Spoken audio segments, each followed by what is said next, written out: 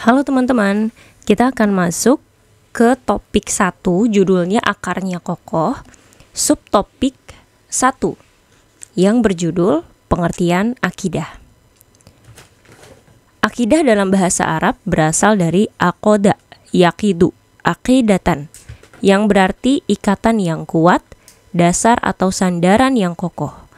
Bisa disederhanakan sebagai sandaran dari segala sesuatu atau tempat kembali segala sesuatu perkara. Lebih sederhananya lagi, akar. Dalam bahasa ahli fikih, ia disebut akidah. Dalam bahasa Al-Quran, ia disebut dengan iman. Keduanya sama maknanya, hanya berbeda di penggunaannya saja. Akidah, iman, akar.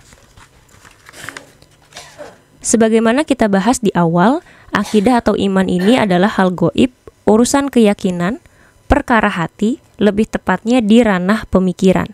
Bahasa Arabnya kolbu. Sebagaimana akar, akidah ini tidak terlihat, tapi mempengaruhi apapun yang terlihat, seperti akhlak, amal solih, atau perkara lainnya. Karenanya, bila kita ingin membentuk akidah, kita tidak melakukannya dengan proses fisik seperti pembiasaan atau latihan, tapi prosesnya bersifat non-fisik seperti tafakkur dan tadabbur. Allah sendiri yang memerintahkan manusia untuk senantiasa berpikir agar mampu mengindra dirinya dan mendapatkan alasan untuk menyembahnya. Seperti Quran Surat Ali Imran ayat 190. Sesungguhnya dalam penciptaan langit dan bumi dan silih bergantinya malam dan siang, terdapat tanda-tanda bagi orang-orang yang berakal. Sebaliknya, Allah menghukumi mereka yang kufur adalah mereka yang sudah diberi oleh Allah akal, namun tidak menggunakannya untuk memahami dan menemukan Allah. Seperti di Quran Surat Al-A'raf ayat 179. Dan sesungguhnya kami jadikan untuk isi neraka jahanam kebanyakan dari jin dan manusia. Mereka mempunyai hati tetapi tidak dipergunakannya untuk memahami ayat-ayat Allah, dan mereka mempunyai mata tetapi tidak dipergunakannya untuk melihat tanda-tanda kekuasaan Allah, dan mereka mempunyai telinga tetapi tidak dipergunakannya untuk mendengar ayat-ayat Allah. Mereka itu sebagai binatang ternak, bahkan mereka lebih sesat lagi. Mereka itulah orang-orang yang lalai. Ayat ini sekaligus menjadi petunjuk bagi kita tentang pentingnya akal dalam membentuk akidah, yakni Allah memberikan indikasi orang-orang yang diberikan akal tapi tidak mampu beriman, sama seperti binatang ternak, bahkan lebih rendah lagi. Mengapa? Karena binatang ternak memang tak memiliki akal hingga tak beriman.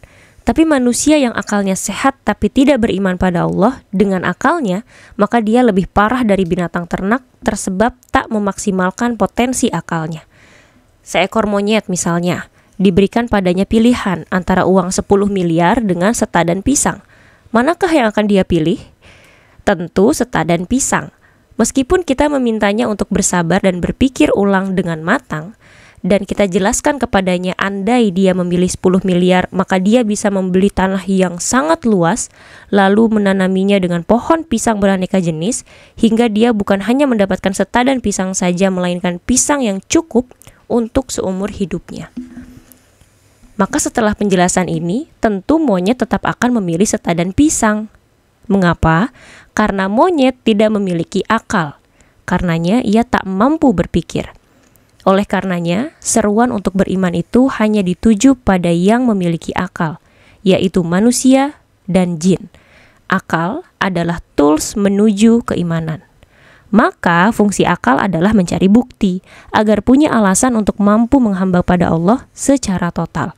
Dan alasan ini haruslah alasan yang masuk akal, hingga manusia bisa menyembahnya tanpa ada keraguan sedikit pun.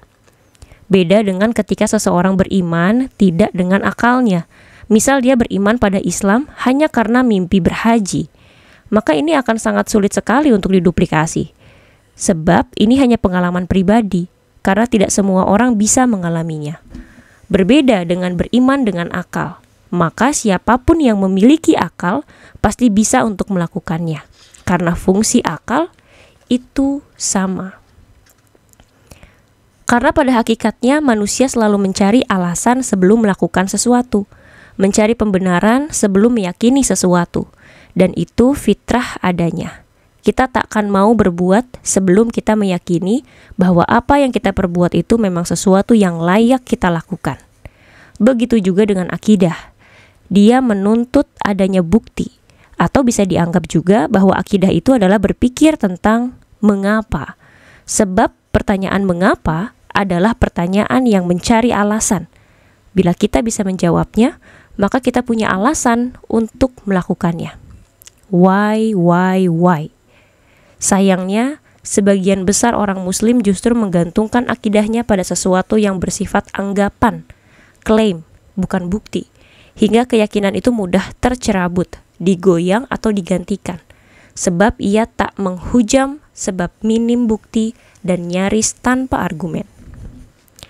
Oke, topik 1.1 tentang pengertian akidah sudah selesai.